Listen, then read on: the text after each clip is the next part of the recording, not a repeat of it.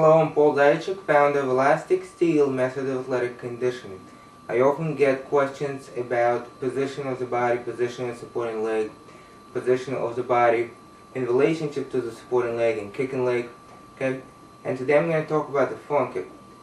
I always say that there's different styles and different usages of different kicks. Okay? So for instance, if someone is in front of you, you don't have the time to turn out the supporting leg, and all it is a quick snap kick to the groin or to the knee, then you don't turn anything.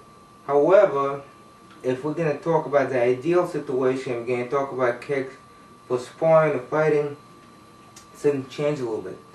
Okay? So first of all, should your supporting leg face forward or not?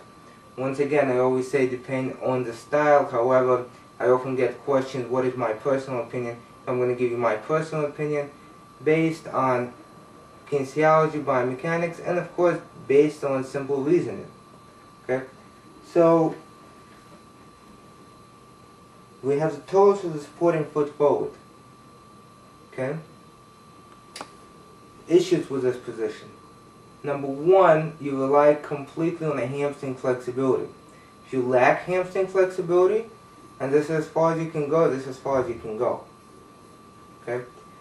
If you turn out, most people will notice that the leg will come up even a little bit higher. It's going to come up higher. And that could make a difference between a powerful kick, a slow or fast kick, even if we're talking about just to the body. Okay? For a lot of people, those few inches makes a difference. That's number one. Now, should the body be facing the supporting leg or the kicking leg? We're going to assume a 45-degree turnout. Okay? So I'm going to kick forward.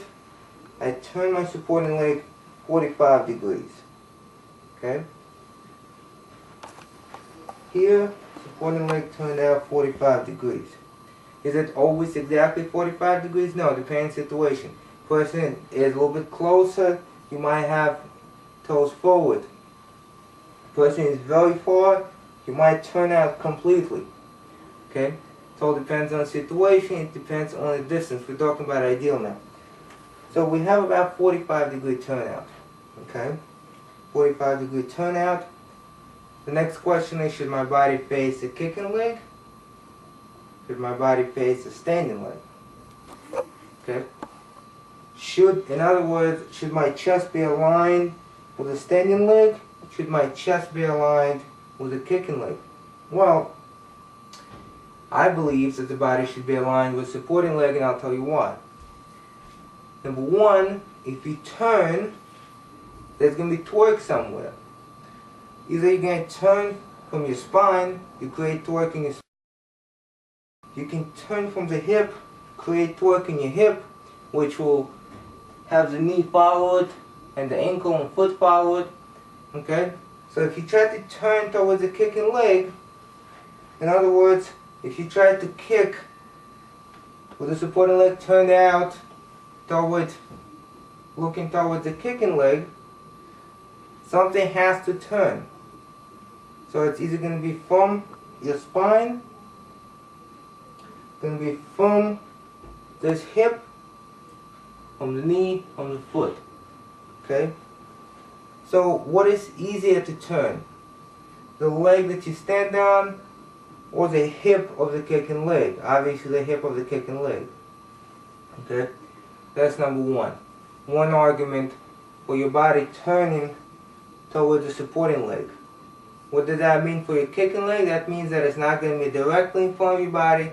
It's going to be either completely on the side of your body if you have a very good turnout, or it's going to be partially on the side of your body. Okay? Advantage of having the kick on the side of your body, you expose less target. Okay? Here, I give a lot more target. Here, I give less target. Basic, but makes sense. Next is reach. You reach further with a turnout.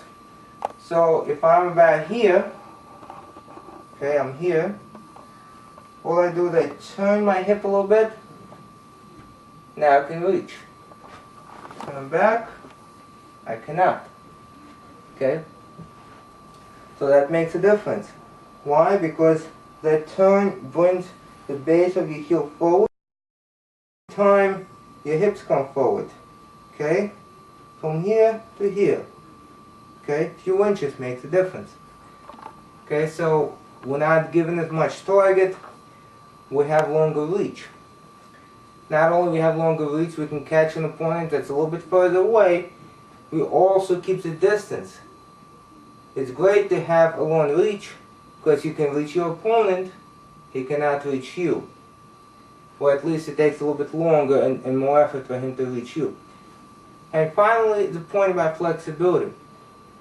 Like I said before, do a leg raise or a kick straight forward. Do it on the side of the body. The leg comes up higher. You can articulate with the hips more, and also the inner hamstring more flexible in most people than the outer. Put that more into play, you get a higher kick. Okay? So, no torque, longer reach, less target exposed, higher kick. My opinion, given the chance, kick on the side of your body, turn towards your standing leg. Okay, here, let the kick come out here. You land. If you want to go for a punch, you already have that weight transfer. Land forward, not so much. Okay? Once again, there's different styles, and different styles have different reasons for why they kick the way they kick. This is just my opinion.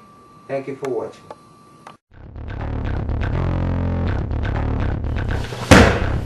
Punch, stand up, hook kick.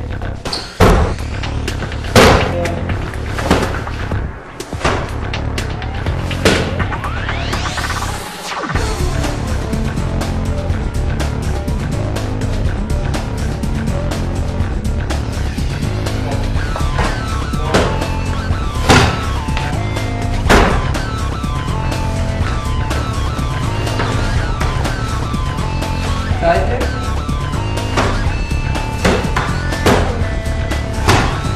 Drop. Back kick from the side.